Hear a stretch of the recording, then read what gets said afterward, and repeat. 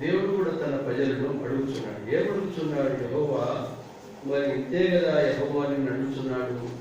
ఏమడుగుతున్నాడు అని చూస్తే, మనుషుడా, ఏ నిమిత్తము నీకు తెలియజేయబడినది న్యాయముగా నడుచుకుంటాయి. కనుక మానవులు ప్రత్యేకంగా మన దేవుని ప్రజలు కనుక మానవులు దేవుని ప్రజలు న్యాయముగా నడుచుకోవాలి. దేవుని ప్రజలలో, ఆరాధకులలో, దేవుని సత్యటువంటి ప్రజలలో న్యాయం ఉండాలి. అన్యాయం ఉండకూడదు. అన్యాయస్తులు దేవుని రాజ్యానికి పోరని 1 కొరింథీ 6:9 ఆ మాట స్పష్టంగా ఉంది. అన్యాయస్తులు, అన్యాయం చేసేవారు చూసారా. కనుక అన్యాయం అనేది ఎక్కువగా మరి వ్యాపారం చేసేలో ఉంటుంది. అన్యజనులలో, లోకస్తులలో, దేవుని ప్రజలలో, మానవ లేనులలో వారు విపరీతమైన అన్యాయం లేనిది, మోసం లేనిది వాళ్ళ వ్యాపారాలే జరగవు. వాళ్ళ పనులే జరగవు. వాళ్ళు అంటారు కదా, అయ్యా మేము లేచినాల నుంచి అబద్ధం ఆడాల్సిందే, లేచినాల నుంచి పనుకునే వరకు దినానికి మరి తప్పదు. ఎన్ని అబద్ధాలు ఆడతాం మాకే లెక్కలే. అబద్ధం ఆడింది మేము బతకలేదు. అందుకే మోసం కూడా చేయండి కూడా బతకలేదు. చూసారా, మనుషుడు మోసమునకు అలవాటు పడ్డాడు, మనుషుడు అబద్ధమునకు అలవాటు పడ్డాడు. అది లేని మేము బతకలేమంటాడు. చూసారా. అయితే దేవుని ప్రజలలో ఇది ఉండకూడదు. దేవుని ప్రజలలో మోసము ఉండకూడదు, అన్యాయం ఉండకూడదు, అక్రమం ఉండకూడదు. అన్యాయస్తులు దేవుని రాజ్యానికి పోరు. చూసిన రాశారన్నమాట. 1 కొరింథీ 9 చెప్పగానే వెంటనే తీసుకోవాలా. ఒక సంఘంలో ఒక సిస్టర్ ఉంది కనుక మరి ఆ బ్రదర్ వాక్యం చెప్తానుగానే అప్పుడే ఆమె రెడీగా పెట్టుకుంటుందట. ఆయన వాక్యం చెప్పేటప్పుడే రెడీగా పెట్టుకుంటుందట. 1 కొరింథీ 6:9 1 కొరింథీ 6:9 అన్యాయస్తులు దేవుని రాజ్యము వారసులు కారని మీకు వేదాచాలే. కనుక అన్యాయస్తులు దేవుని రాజ్యానికి వారసులు కాదు, పోరు. ఏం కారణం అంటే వాళ్ళు అన్యాయం ఉంది. ఊరికనే అన్యాయంగా మాట్లాడడం, అన్యాయంగా కోపడడం, అన్యాయంగా కనుక అన్యాయమైన పనులు చేయడం, అక్రమంతుకున్న అన్యాయమైన పనులు చేయడం కనుక జీవితంలో మరి అన్యాయంగా బతకడం చాలా భయంకరమైనటువంటి జీవితం అది. అయితే ప్రభు కోరేస్తాను తన ప్రజల ద్వారా ఆరాధకుడు ఏం కనబడంట, ఓ మనుషుడా ఏది వత్తో నీకు తెలియజేయబడుతుంది. ఏం సంగతి అంటే న్యాయంగా నడుచుకో. ఇదే నేను నిన్ను అడుగుతున్నాను. నీ ద్వారా నేను ఆశించిన స్థానం, నీ వలన నేను తీసుకునే స్థానం కనుక నువ్వు న్యాయంగా నడుచుకుంటే అదే నాకు సంతోషం, అదే నాకు తృప్తి, అదే నాకు ఆనందం. చూసారా, దేవుని ప్రజలలో న్యాయంగా నడుచుకోవాలని దేవుడు కోరుతున్నాడు. అది ఆయన అడుగుతున్నాడు. అది దేవునికి ఇష్టమైనటువంటి మనసు. న్యాయంగా నడుచుకోవడం అది దేవునికి ఇష్టమంట.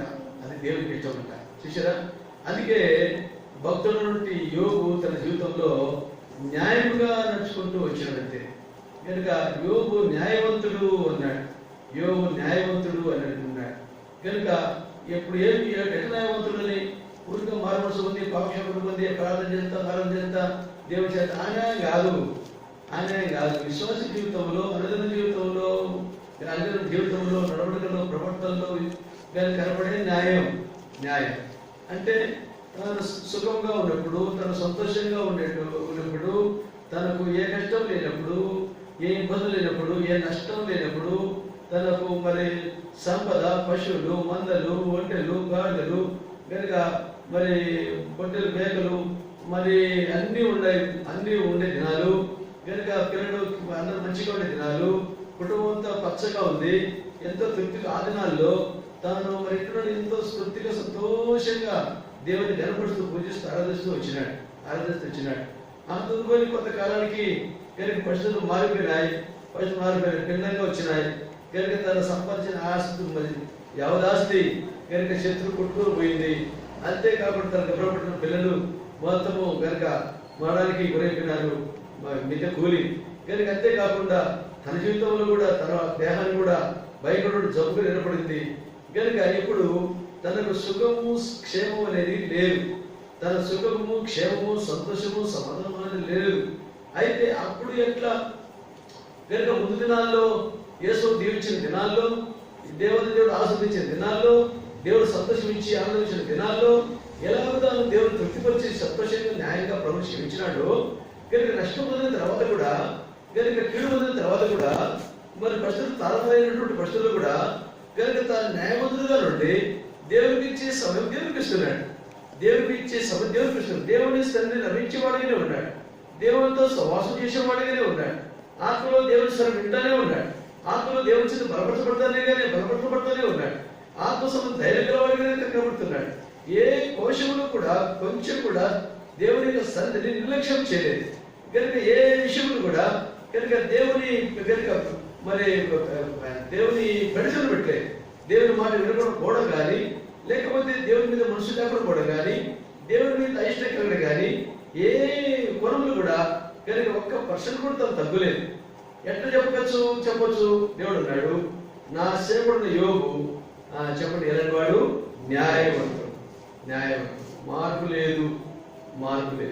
గుర్తుపెట్టుకో, దేవుని ప్రజల ద్వారా కోరే మరి కనుక అనుభవము దేవుడు అడుగుతున్నాడు.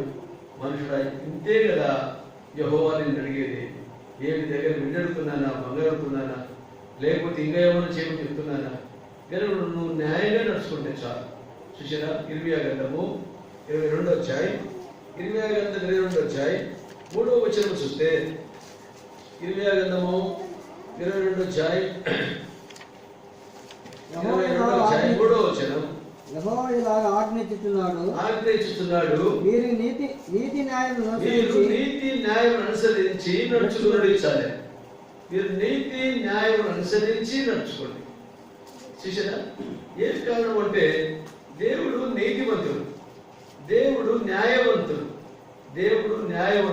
కీర్తన గ్రంథం 129, 4వ వచనంలో చూస్తే, కీర్తనలు 129 4వ వచనంలో ఆ మాట కనబడుతుంది. 129 4వ వచనం, యెహోవా న్యాయవంతుడు, భక్తిహీనులు కట్టిన త్రాళ్ళు తెంపినాడు. యెహోవా న్యాయవంతుడు, దేవుడు న్యాయవంతుడు. అదే మనసు దేవుడికి ఉండే మనసే యోగులో కనబడుతుంది. ఆయన న్యాయవంతుడే. అంటే అటువంటి యోగు విమర్శించబడిన సంఘాన్ని గుర్తు. దేవుని బిడ్డలు నీ నా జీవితంలో మనలో న్యాయం అనేది ఉండాలి. అన్యాయం అడగదు, అన్యాయం అస్సలు అడగదు.